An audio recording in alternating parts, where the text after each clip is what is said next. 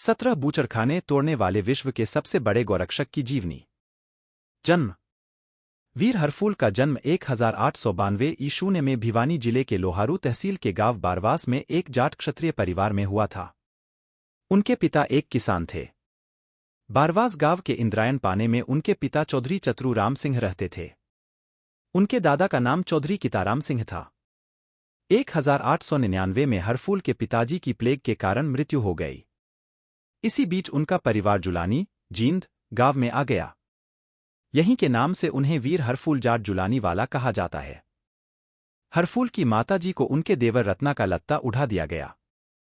हरफूल अपने मामा के यहाँ तोशाम के पास संडवा, भिवानी गांव में चले गए। जब वे वापस आए तो उनके चाचा के लड़कों ने उसे प्रॉपर्टी में शेयर देने से मना कर दिया, जिस पर बहुत झगड़ा हुआ और हरफूल को झूठी गवाही देकर पुलिस ने गिरफ्तार कर लिया और हरफूल पर थानेदार ने बहुत अत्याचार किए। उनकी माता ने हरफूल का पक्ष लिया मगर उनकी एक न चली। बाद में उनकी देखभाल भी बंद हो गई। सेना में 10 साल। उसके बाद हरफूल सेना में भर्ती हो गए। उन्होंने 10 साल सेना में काम किया। उन्होंने प्रथम विश्व युद्ध में भी भाग लिया। उस दौरान ब्रिटिश आर्मी के किसी अफसर के बच्चों व औरत को घेर लिया। तब हरफूल ने बड़ी वीरता दिखलाई व बच्चों की रक्षा की। अकेले ही दुश्मनों को मार भगाया। फिर हरफूल ने सेना छोड़ दी। जब सेना छोड़ी तो उस अफसर ने उन्हें गिफ्ट मांगने को कहा गया तो उन्होंने फोल्डिंग गन मांगी। फिर वह बंदूक अफसर ने उन्हें दी। थानेदार व अपने परिवार से बदला। उसके बाद हरफूल ने सबसे पहले आते ही टोहाना के उस थानेदार को ठोक दिया जिसने उसे झूठा पकड़ा व टॉर्चर किया था। फिर उसने अपने परिवार से जमीन में हिस्सा मांगा तो चौधरी कुर्राराम जी के अलावा किसी ने सपोर्ट न किया और भला बुरा कहा। वे उनकी माता की मृत्यु के भी जिम्मेदार थे तो बाकियों को हरफूल ने ठोक दिया। फिर हरफूल बागी हो गया। उसने अपना बाद का जीवन गौरक्षा व गरीबों की सहायता में बिताया। गौरक्षा सवा शेर। पहला हत्था तोड़ने का किस्सा 23 जुलाई 1930 टोहाना में मुस्लिम रांगड़ों का एक गाय काटने का एक कसाईखाना था। वहां की 52 गांवों की नैन खाप ने इसका कई बार विरोध किया। कई बार हमला भी किया जिसमें नैन खाप के कई नौजवान शहीद हुए व कुछ कसाई भी मारे गए।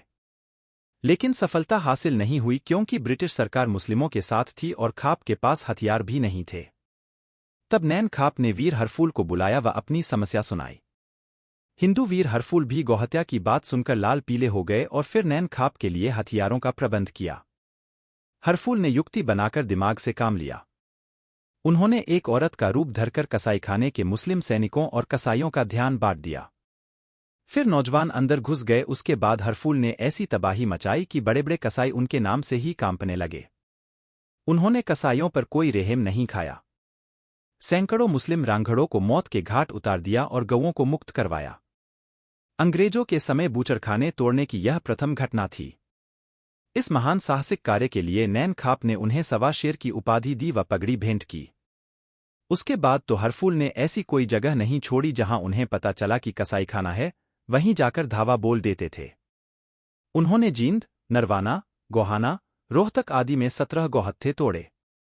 उनका नाम पूरे उत्तर भारत में फैल गया।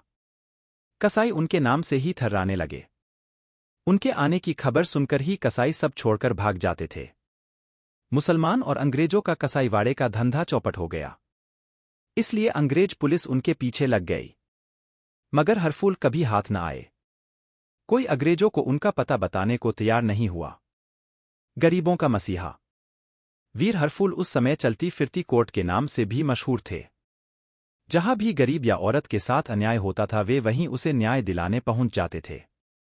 उनके न्याय के भी बहुत से किस्से प्रचलित हैं। हरफूल की गिरफ्तारी व बलिदान। अंग्रेजों ने हरफूल के ऊपर इनाम रख दिया और उन्हें पकड़ने की कवायद शुरू कर दी। इसलिए हरफूल अपनी एक ब्राह्मण धर्मभन के पास झुंझुनू, राजस्थान के पंचेरी कलां पहुंच गए। इस ब्राह्मण बहन की शादी भी हरफूल ने ही करवाई थी। यहां का एक ठाकुर भी उनका दोस्त था। वह इनाम के लालच में आ गया व उसने अंग्रेजों के हाथों अपना जमीर बेचकर दोस्त व धर्म से गद्दारी की।